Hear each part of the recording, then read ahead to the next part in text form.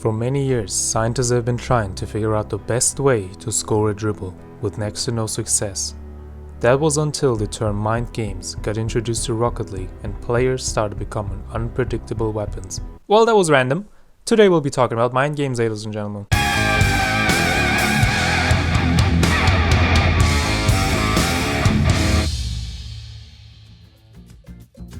Playing mind games such as Jukes, fakes and stalls in Rocket League is one of the most badass ways of asserting dominance in a match. Instead of shooting, you can wait. Instead of going left, you can go right. Instead of going up the wall, you can turn around. All of these things will make your opponent nervous, make him rethink his next move, and that's where you strike.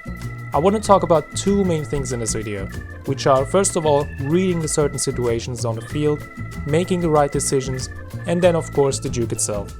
At the end, as usual, I will leave you with a few example videos.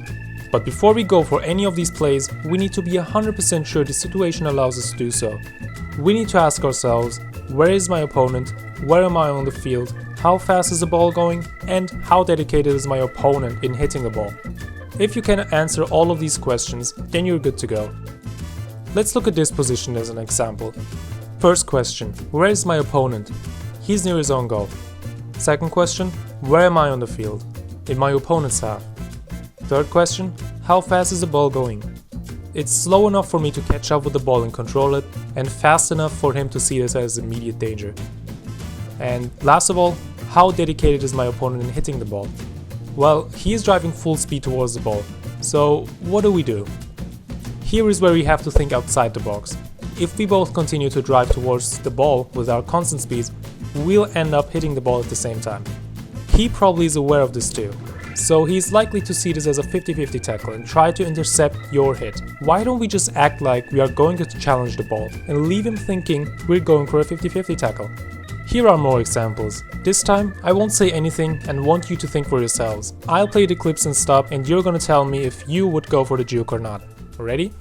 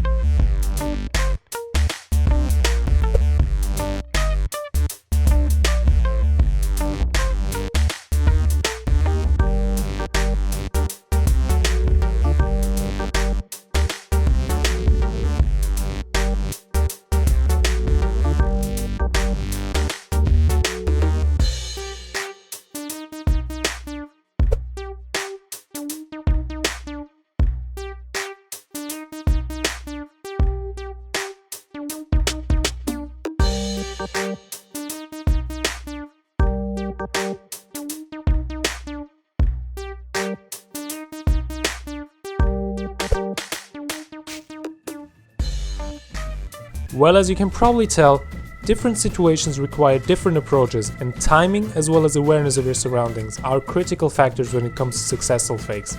There are many ways you can fake your opponent, and you need to know which technique you have to apply in each situation. This ability will come over time and you'll be able to tell what to do in certain situations. Well, for example, the easiest juke is a simple fake shot. When you notice that your opponent is in a tough spot, is overcommitting or even panicking, just go a little to the outside and act like you're gonna hit the ball, but of course, stop in the last second. You know how people say the more details you put in your lies, the more believable they get. Basically, the same thing applies to fakes, and that's why I like to always drive a little bit to the outside to make it more believable.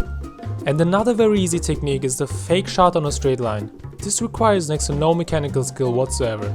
All you have to do is have confidence in yourself and the ability to outsmart your opponent. What you do here is simply charging the ball as fast as you can and stop inches away from the ball, baiting your opponent into blocking your shot.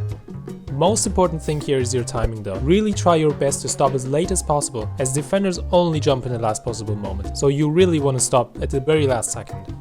Now let's switch to fake aerials. I'm not gonna lie, this is one of the harder and riskier plays, and I rarely do this because I think this is more trouble than it's worth, to be honest. But I feel like this should be in a video too. Basically, when your opponent is in the goal defending and the ball is bouncing multiple times, you can jump, aim towards the ball, and boost a little and bait your opponent into jumping with you. Now you're both in the air, but here's the thing, you are prepared, he is not, so you can get back down in no time while he has to rethink his next move really quickly. An easier and less risky method for this is tapping the jump button for the shortest time possible, making the jump sound and baiting him into jumping high. But be careful with this fake aerial method. When you fail to bait your opponent, first of all, you don't look great, and also he will be on his way to counter-attack faster than you think, and you'll probably concede a goal. You can also combine these methods with dribbles and make it so much harder for your opponents. Balancing the ball on your car, swerving left and right, doing multiple fakes on your way, your opponents won't know what you're gonna be up to. This requires great control of the ball, and you see this being done by pro players every day. I played lots of pro players in 1v1s, and the majority of them go for fakes multiple times a game, so the earlier you learn how to apply this, the more practice you get and the better you can defend and play against higher ranks. Faking is not only useful when attacking either, you can even use this when defending.